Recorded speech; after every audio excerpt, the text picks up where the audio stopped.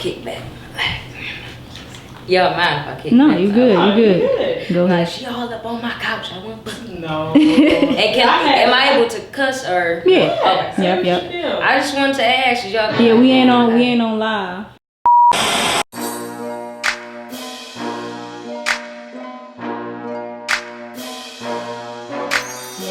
What up, though, y'all? This is Ami with The Real Visual Outlet, and as always, beside me. So. And today we have a special guest on the show with us today. My name is Che, aka Detroit Che. What's good, y'all? What up? Shay. All right, so tell us your social media and where you are from. All right, my social media is at Detroit CHE on all platforms, Detroit Che. And I'm from the west side, Detroit, Michigan, 7 Mile. Shout out to the east though, but west side, 7 Mile. Tell us what it was like growing up in Detroit for you. It's pretty cool. For the most part, like my upbringing really consisted like just basketball. My whole life was just basketball. Like I wouldn't even really imagine myself being where I'm at today. Like with music, I thought I'd have been in like WNBA or maybe the first woman in the NBA, something like that. But like I said, I mean, it's pretty cool. So you said that you used to play basketball. You thought you was gonna be in the NBA. Yes, so why did you decide to go from basketball to rapping? I feel like everybody used to write their little raps, here and there. But I wanted to be a little Bow Wow. So shout out to Shad Moss. That's what he want to be referred to as. So shout out to Shad. But yeah, I used to just write like my little raps like here and there, and like I said, it never really stuck because it was just every single day just basketball. But it really was like my senior year of high school. And, I'm getting ready to graduate, and I'm like, hey, what do I really want to do? I don't want to graduate and go to school just for somebody else, or I don't want to be that adult that just complains, like, well, when I was a kid, or when I was your age, or I ain't want to really, like, live with those regrets, you know what I'm saying? So it's glad you tapped into that early on. Yeah, because, I know a lot of people now that's even, like, 50 years old, and that's like, I want to go back, and it could be a discouraging thing, you know what I'm saying? Because you think, at 50, I should have it figured out. I shouldn't be looking at these young kids for inspiration. But at the same time, I think that's the problem. You know what I'm saying? The older and the younger don't want to look to each other for, inspiration and stuff. But that's a whole nother thing. I don't want to drift off into or mess up the question I was supposed to be answering. But, yeah, like I said, my senior year, I just really was trying to think about what I really wanted to do after I graduated. And I just didn't want to take any of my basketball scholarships. I didn't want to be selfish. I was like, I really feel like it's a young lady that really wants to, be not just an athlete, but be a student athlete. Because when you're an athlete, it's not just about being cold. When you go to the next level, you got to be a student athlete as well. So your books got to be right, and your game on court got to be right. So you moved pretty quickly when you decided to get into music. I think over the span of like a year, you won like the BET's 2014 Hip Hop Awards Cypher as Sprite's first female Hot 16 winner. Thank you. You was on 106 in Park. You won Imported from the D here in Detroit on 107.5. So first, what was your introduction to the underground scene when you first started? It definitely was what we was kind of chatting about earlier. A venue called the Crack House. Took place on Iron Street downtown. And every Thursday night, we'd go and we'd perform. I remember my first performance. Oh my God, y'all was so nervous. I was so trash. Like I was just, I remember my whole outfit I had on, y'all. It was just, I came a long way. But no, we used to go down there every Thursday. That really was like the only type of creative field that the underground scene really had. You know about the big venues, the Fox Theater, Fillmore, and other venues like that. But at that point in time, this is like back in 2012, 2013, I'm like, don't nobody know who I am. I can't get into that venue. So the whole underground scene where I was like really introduced to was definitely like Iron Street, the Crack House, and just performing and like networking with a lot of artists down there. And actually like my closest people now, shout out to Squad, that's how we even got involved with each other. Shout out to Dope Div. We actually went to I got a group of friends called Dope Div Huey, Dope Div Drew, and Dope Div Ali. And we actually went to school together. We went to middle school and we went to high school together a little bit. But we never talked to each other at all. So it was weird, Cause I seen him like down here, and I'm like, yo, you know, my name. I was going by Juicy Gina at the time, so. You gotta tell us about that name. I'm saying too much. Yeah, I done went through some changes. I went through some changes. Yes, it was Juicy Gina. Juicy Gina with 3 A's at the end. Man, that sounds like a stripper name. Juicy Gina. Man, my mind was just. It was elsewhere, but I don't know. I just really love that name. You know, it just really stuck. Did with you me. come up with it, or somebody gave it to you? I don't know.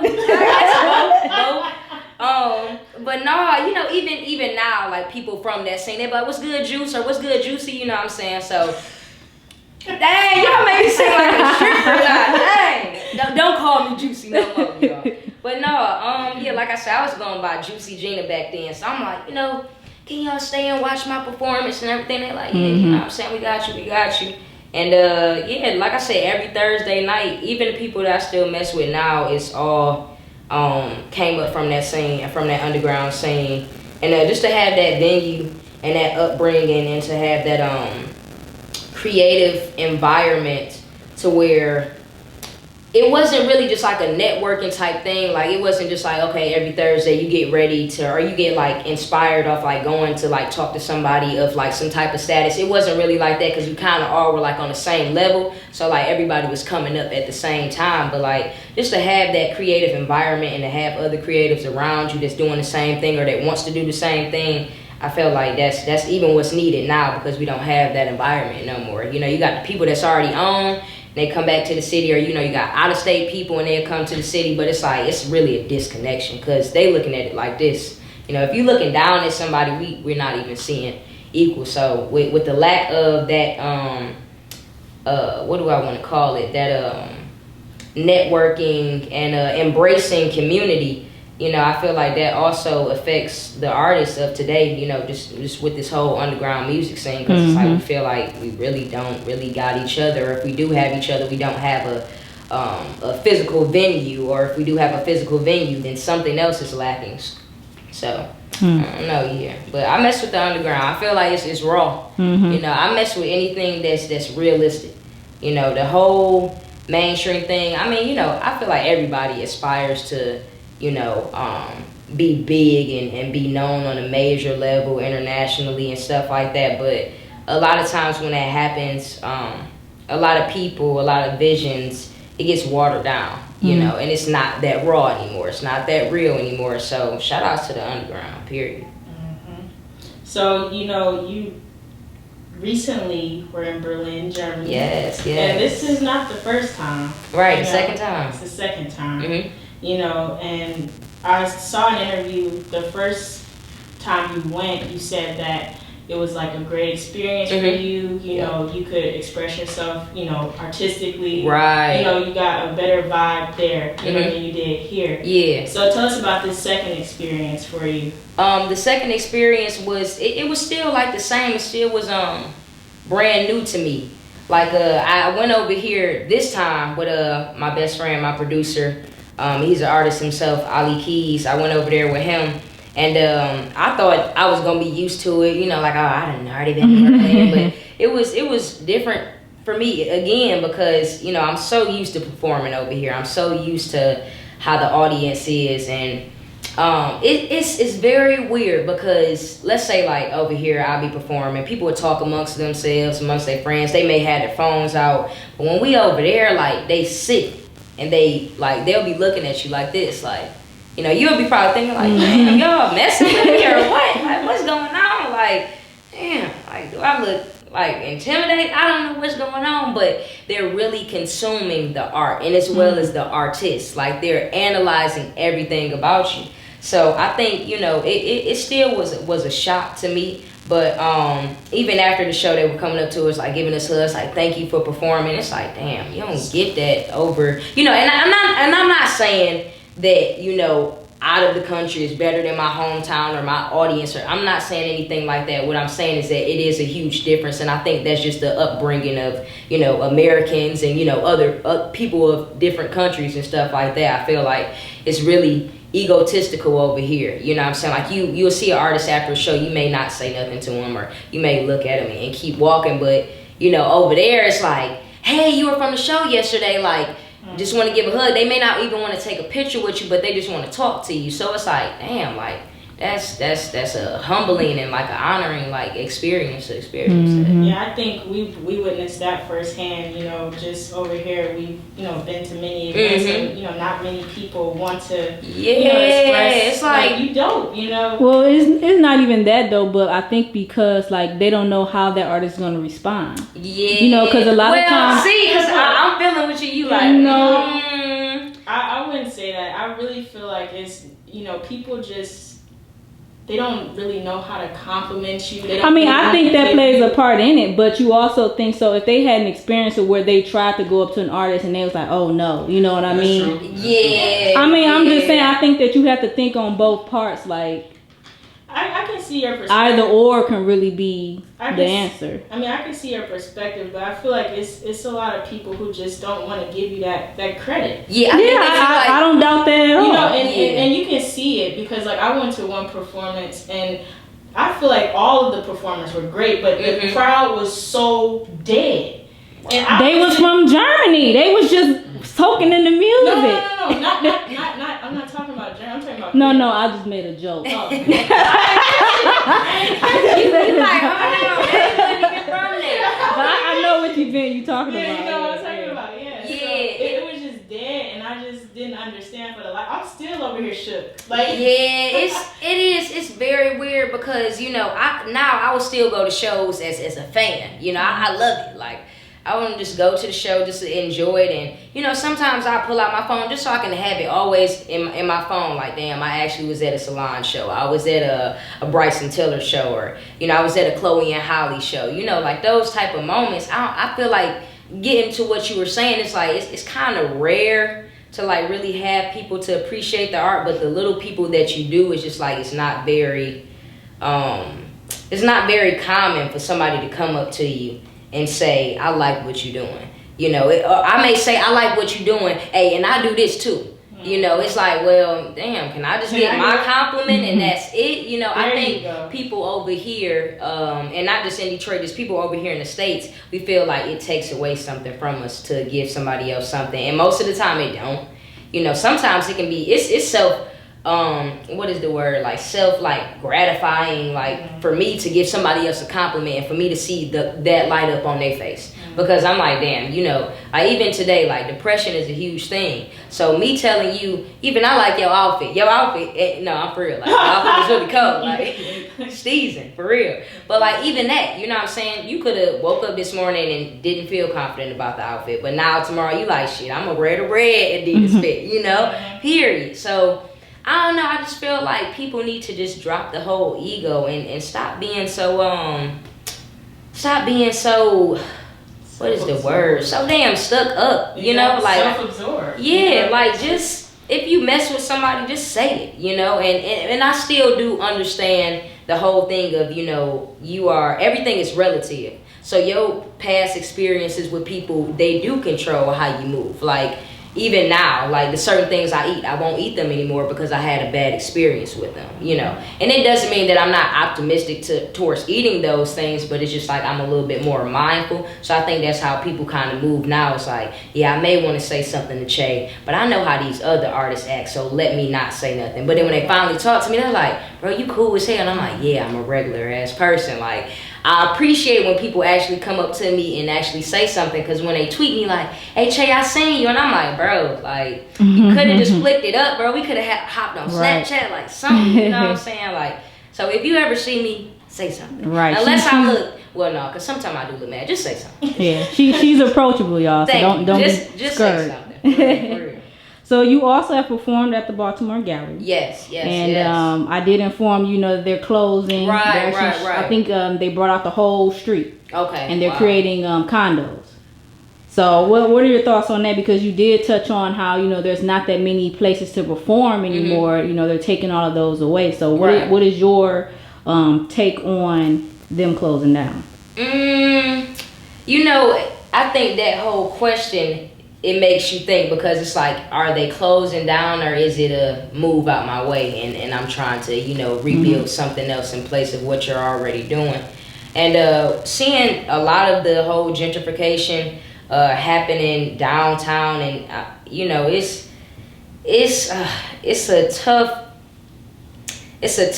situation, because there's only so much that we can do, you know. I think the best thing now is to get the knowledge out about generational wealth, buying property, real estate, investing, even small investments.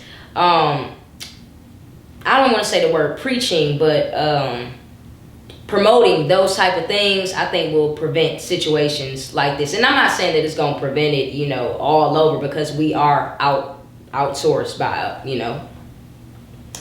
Yeah, so by people. Exactly. So I think that it's fucked up, you know what I'm saying? Because like I said, we don't have anywhere else to perform, you know, and the big venues that we do, they're not willing to pay artists, you know, nothing. Like, I've performed at events for big venues, I won't say no names or anything like that, and this is like in the past, and like, can I get some gas money at least, you know? Like, I done sold at least like 50 to 75 tickets, you know what I'm saying? Like, I done put my life at risk. I done met with these people, they don't know me, they just want to see the main act, you know? And it's like, damn, I can't even get gas money, and I know y'all are grossing so much money just off my people performing, you know what I'm saying? Off my people paying for tickets, off my people paying for parking, my people paying for drinks, and it's like, you look at it and we don't got nothing else left.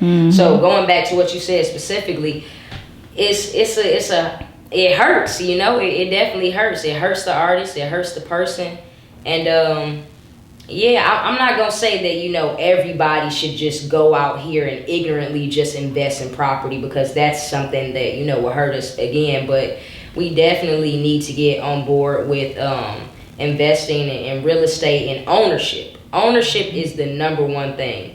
Because when you own something, it's not like, okay, I'm renting this, and I know that within 5 years I have to give up this property, or I have to give up these rights for something like that. Like, if I own it, you don't have to fight me to take my shit. You know what I'm saying? Period. Whether that's legally, whether it's verbally, physically, whatever. Right. So, yeah, the whole ownership thing definitely needs to be promoted. It's sad, you know, hopefully we can try to, you know, maintain that space, or another space comes out of that, but yeah, that gentrification stuff is happening all over. And I think when people think of Detroit now, the outsiders is like, you know, business is booming in Detroit, and it's like, bro, the inner city is starving. We fucked up. We got new transit centers or transit services, and it doesn't go to the inner cities. You know what I'm saying? It's not going. The Q line ain't coming 7 Mile and picking up people that, you know, barely can even put food on their table. You know what I'm saying? But the Q line is the only transportation that you gotta have transportation to get to.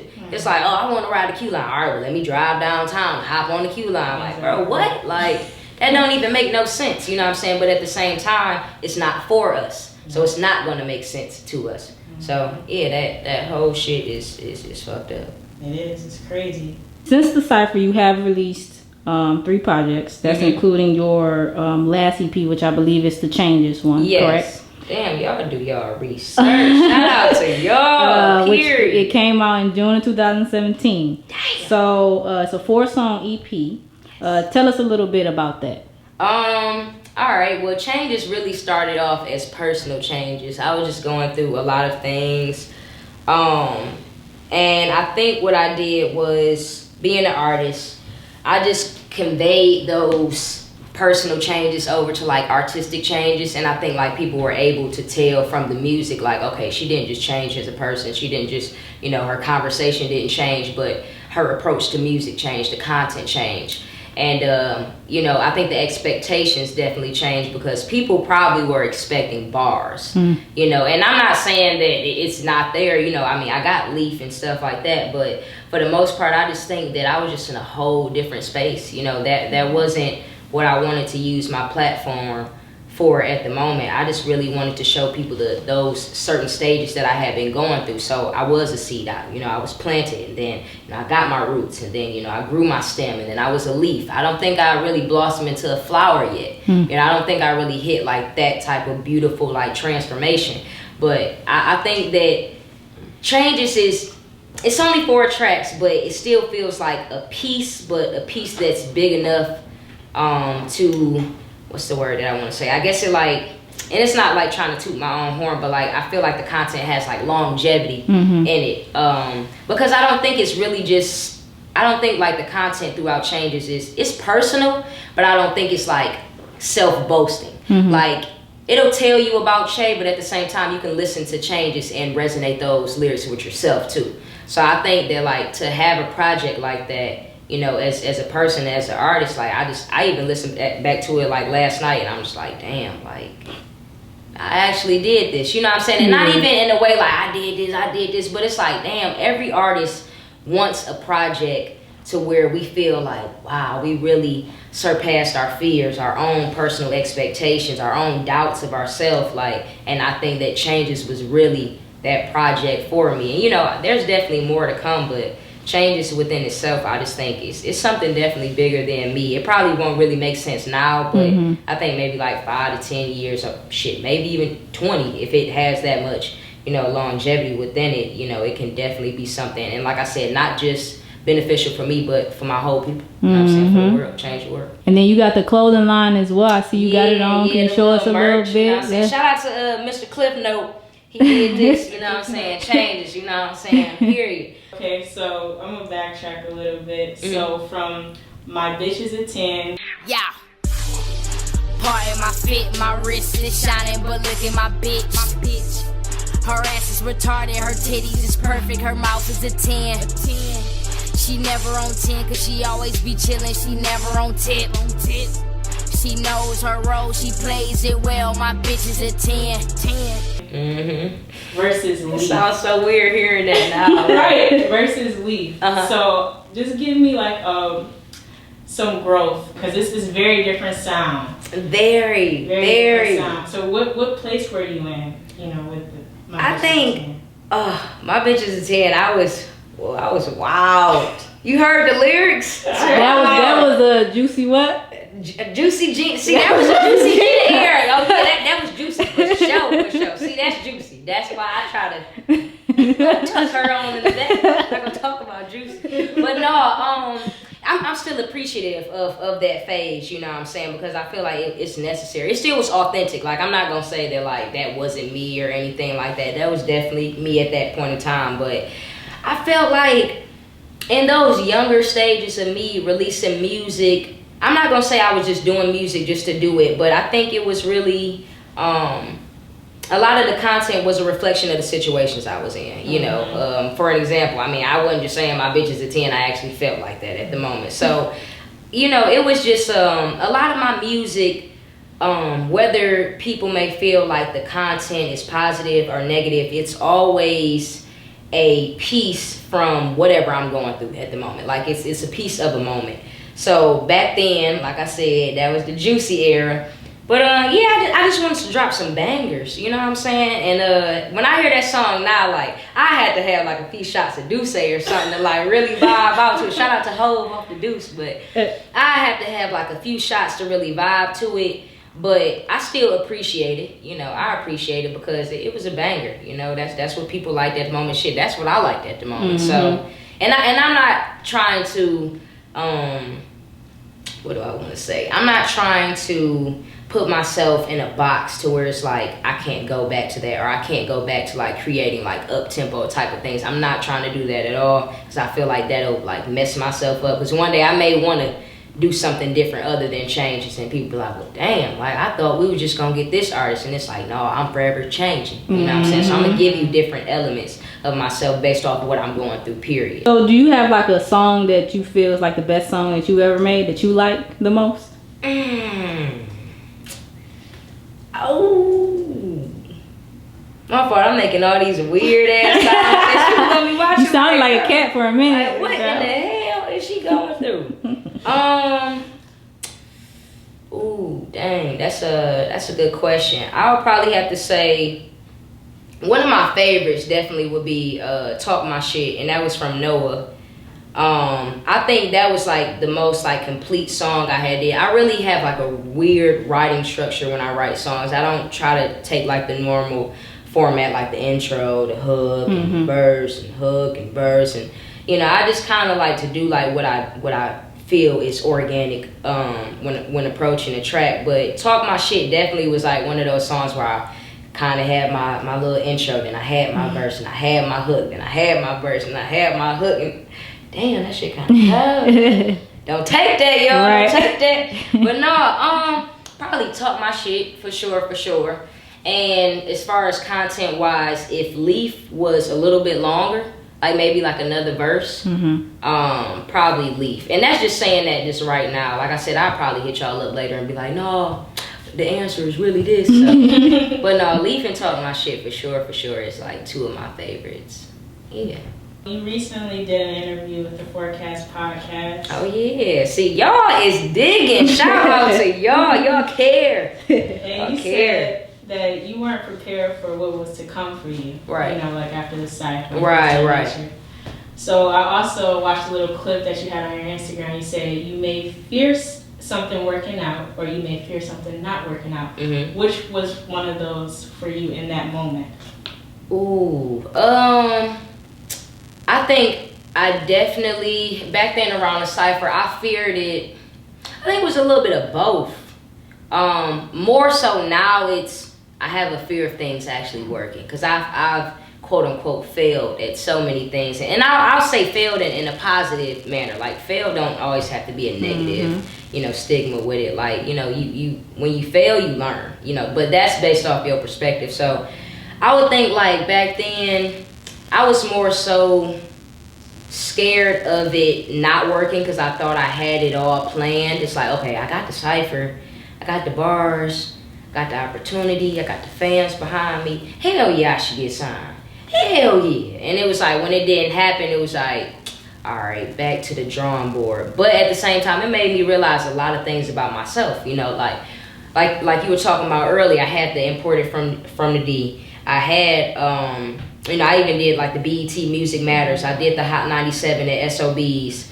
And this is like all arrogance aside. This is just me just going through my head and everything. But even, you know, the Hot 16 thing, even like the XXL mention, it's like, damn, I did all that by myself, you know. So instead of trying to get a label to do everything for me, I done already did that. You know, I done already did that. Like, I need to learn the business side of things now. So now I got the art, and I got the attention, and I've built the platform. How do I make myself an all-around kid? You know, so now it's more so like I fear things working, because it's like, damn, that's gonna be scary for me to be in control of all that. Like, then I will be the label. Like, that's kind of scary. Like, I'm one person. It's like to handle all of that, like my distribution, contracts and all that. Like, it's like I do that now, but I only do that to know what goes on behind the scenes, you know. And even when somebody try to tell me like, okay, I'm gonna give you $1 million just to do this, and I'm like, bro, I do this for free for myself. You know what I'm saying? So no, I'm not gonna sign for $1 million. I'm not gonna sign for 30 million. And you know why? Because I'm really will triple that, you know what I'm saying? Because you know I can make it back, and then I probably can make and then some on the side.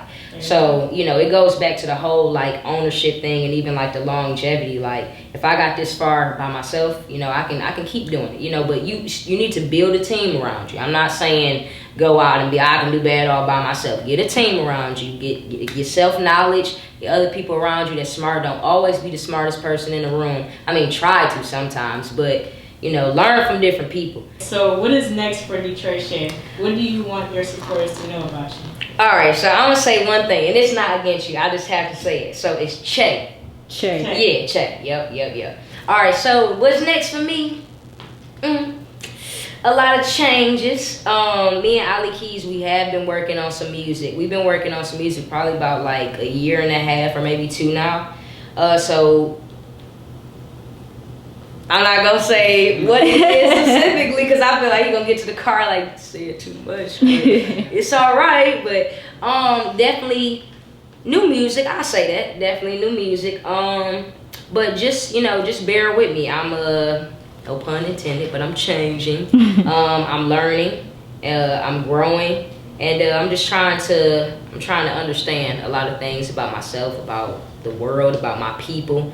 And just trying to do a whole thing of like rebranding and refocusing of how to even connect with people now. Like things are so different, even with like the rapidness of technology. You know, if you don't want to go to the grocery store, you can get shipped. If you don't want to drive your own car, you get Uber. If you don't want to pay a bill, you pay it online. So everything is so quick. So it's like trying to refocus how to, you know, reapproach things, but still keep, you know, things to how I want to do it, but still being mindful of the time that we're in now. So, yeah, be ready for some big time changes. We got y'all for sure. I be hearing y'all. I know what y'all want, and I got y'all. I got y'all. Period. I got y'all. And then, what do you want your fans to know about you? Give us a fun fact.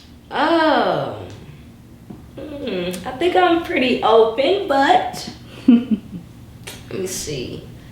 What do I want y'all to know about me? Nothing. No, I'm just playing. I'm playing. I guess what I want people to know, and I kind of been saying this a lot lately, but is I'm a normal person. You know, I'm a normal person.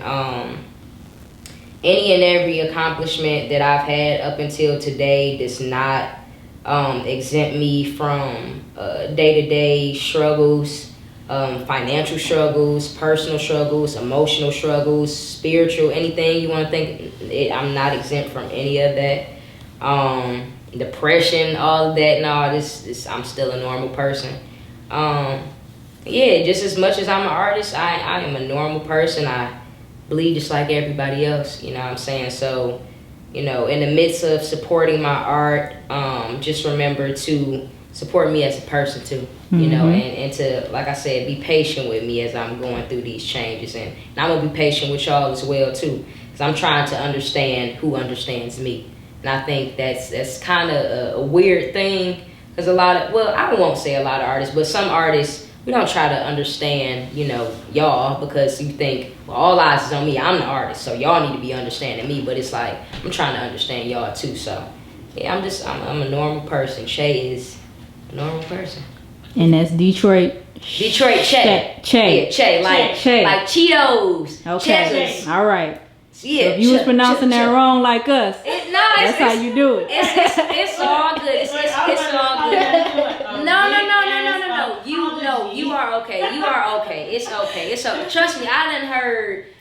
You know what? I done been in a conversation with somebody like, yeah, like that's just what I was about to say. Like, they'd be like, yeah, it was good, Chi. I'd be like, yeah, it's Che. You know, all right, Chi, so can we get a picture? Hell no, we can't get a picture. I just told you it's Che. Like, and I still take the picture. Right. You know what I'm saying? Like, damn. Like, that's the love you were just talking about. Exactly. But no, it's okay. You know, like some people, even when I think that's why I added, you know, the little accent over it now. So it's like, okay, it's not. Because you may look at it, man, some people still say Chi, and I'd be like, I be off the author meme off this, like, bro, I'm about to dip. But no, it's all love. It's all love. I ain't gonna fight you or nothing like that. If you see me and you don't know how to say Che, just say Detroit. Come here. All and right. I come to you. So. All right. One last thing, you know, for sure. Chi is energy. So exactly. You're right. So hopefully I got some good chi, some good energy. For real. So y'all get a pass with that. See, she saved y'all. Y'all owe her. All right. Last thing. Shout outs. Well, let me see. Shout outs. I definitely shout out to my fans and my supporters and my followers. Shout out to Squad. Shout out to myself, and most importantly, shout out to y'all. Thank y'all for the opportunity. Thank y'all for letting me rant. All right. You know, and vent. And I feel relieved now. I might chill on y'all couch a little bit. You know what I'm saying? Y'all mind. Well, look, that's the big red couch. That's what it does. For real. We might have to get a green one in here. A green one. You know what I'm saying? So anytime I come, get green level. You know what I'm saying? But no, shout out to y'all. I appreciate the opportunity. Artists, if y'all need a platform, make sure I can fuck with them. Period. It's real organic. It's not job interviewee or anything like that. You can be yourself. Y'all seen I done kick back. I wanted to take off my shoes, but I'm like, nah, I don't do that. I did wash my feet though, but I don't want to do that. But yeah, shout out to y'all. And it's your homegirl Che, aka Detroit Che. Yeah. Bet I could change the world if I stop running. Bet I could change the world if I stop running. If I stop running. Bet I could change the world if I stop drinking. If I start thinking. Bet I could change the world if I stop drinking. If I start thinking. So I gotta change myself.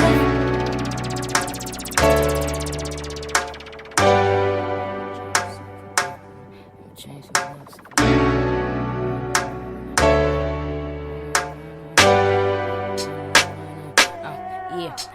If I change myself, I change someone else. If I change myself, I change someone else. I can't be the person making this worse. I came in this earth and came with a purpose. God, please have mercy, please have mercy. Reverse these curses, all of these curses. Not said it was written, whoever didn't better get to repenting before it gets too close to the ending. Because I still see no changes. I hated my ways, so I try to erase them with a gun to my head. But I ain't cold banging and I'm still here now, so I must have angels.